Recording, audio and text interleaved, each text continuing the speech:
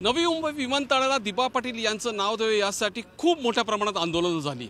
या आंदोलनानंतरच मग स्वर्गीय बाळासाहेब ठाकरे यांचं नाव देण्याचा हा प्रस्ताव होता तो मागे पडला आणि अखेर दिबा पाटलांचं नाव या विमानतळाला देण्यात यावं असा प्रस्ताव राज्य सरकारने केला। मग तो युतीच्या काळात उद्धव ठाकरे यांनी देखील शेवटच्या दिवसामध्ये केला आणि त्यानंतर मग एकनाथ शिंदेंचं सरकार आलं आणि ते एकनाथ शिंदेच्या सरकारने देखील दिबा पाटलांचं नाव देण्याच्या प्रस्तावाला मंजुरी दिली। आता सध्या हा प्रस्ताव दिल्लीकडे आहे आणि दिल्लीमध्ये आता पंतप्रधान नरेंद्र मोदी या प्रस्तावाला ग्रीन सिग्नल देणार आहेत। परंतु या दिबा पाटलांचं नाव या विमानतळाला देण्यात यावं, त्या दिबा पाटलांचे चिरंजीव अतुल दिबा पाटील आपल्या सोबत, आपण त्यांच्याशी बोलूया। सर, काय म्हणाल?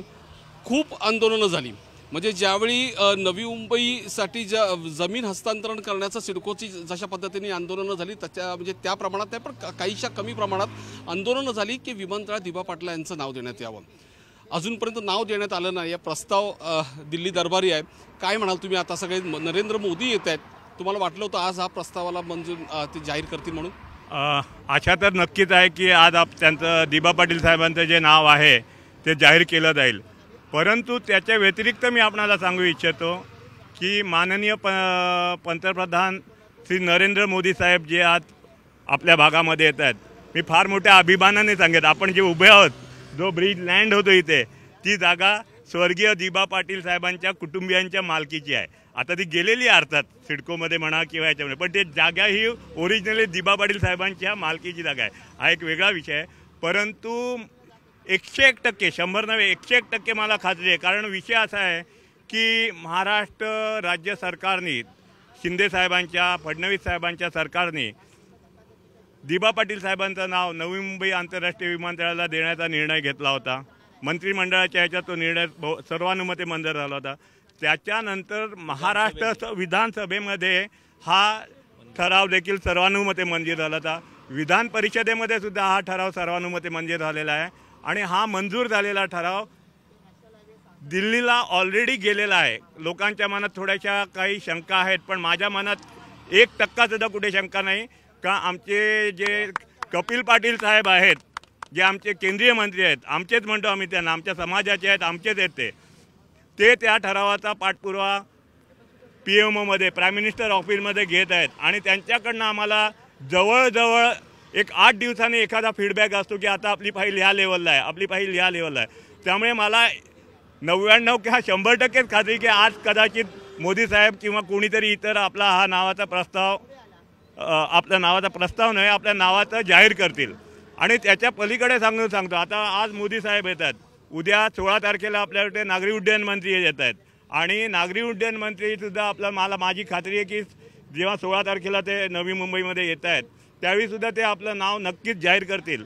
माझा तर 100% आजच होईल असं खात्री आहे, परंतु तरी देखील काही तांत्रिक कारणामुळे होऊ शकलं नाही, तर माझ्या मनात कुठेही शंका नाही आहे की हे दिबा पाटील साहेबांचं नाव इथे लागणार नाही। आता पंतप्रधान नरेंद्र मोदी आज जाहीर करतील किंवा काय त्या नावाच्या संदर्भात नामकरणाच्या बाबतीत वक्तव्य करतील अशी आशा दिबा पाटलांचे चिरंजीव यांना आहे। मात्र प्रथमच पहिल्यांदाच दिबा पाटलांचं विमानतळाला नाव देण्यात यावं अशी मागणी जी केली गेली होती, ते भाजपचे आमदार महेश बालदी आपल्यासोबत आहे, ज्यांनी जाहीररित्या तुम्ही सभेमध्ये मागणी केली गेली होती की त्यावेळी बाळासाहेबांचं नाव देण्यात यावं असं चर्चा होती, परंतु आपण जाहीररित्या सभेमध्ये म्हटलं होतं की हा नाव दिबा पाटलांचं देण्यात यावं विमानतळाला। आज जाहीर होईल असं वाटतंय तुम्हाला? निश्चित जाहीर आज होईल, होणार नाही, कारण आजपर्यंत विमानतळांच्या इतिहासामध्ये ज्या दिवशी इनॉग्रेशन असतं तेव्हाच विमानतळ पूर्ण झाल्याशिवाय नाव दिलं नाही, हा इतिहास आहे।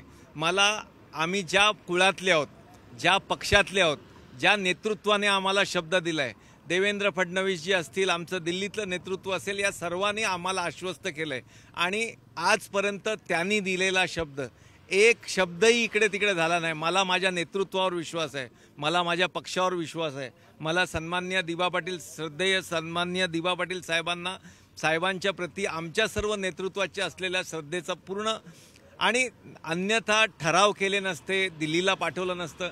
मला निश्चित खात्री आहे, अतुलजी जे म्हणाले त्याचा मी पूर्ण सन्मान करतो की लवकरात लवकर जाहीर व्हावं, पण हाच आग्रह मी दिल्लीत धरला तेव्हा मला हेच सांगितलं की आजपर्यंतचा इतिहास, हा विमानतळ चालू ज्या दिवशी होतं त्या दिवशी त्याचं नाव जाहीर होतात आणि राज्य सरकारने पाठवलेला प्रस्ताव हा केंद्र कधीही नाकारत नाही, असं आजपर्यंत प्रेसिडेंट आहे.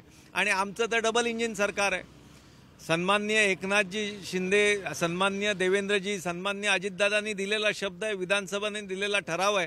त्याच्यामुळे या जनभावना ही दिबा पाटील साहेबांचं नाव द्यावं ही आहे. आणि ही नकारून दुसरं नावच चर्चेत नाही आहे.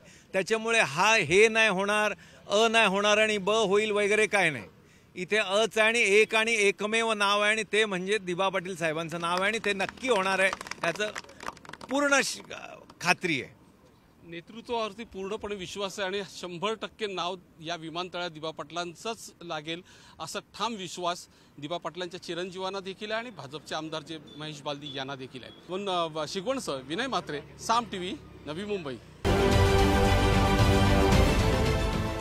देश विदेशातील प्रत्येक घडामोडींचे लाईव्ह अपडेट मिळवण्यासाठी आता साम टीव्हीच्या सर्व सोशल मीडिया प्लॅटफॉर्मला लाईक, फॉलो आणि सबस्क्राईब करा. तसंच सर्व नोटिफिकेशनसाठी बेल आयकॉन प्रेस करायला विसरू नका.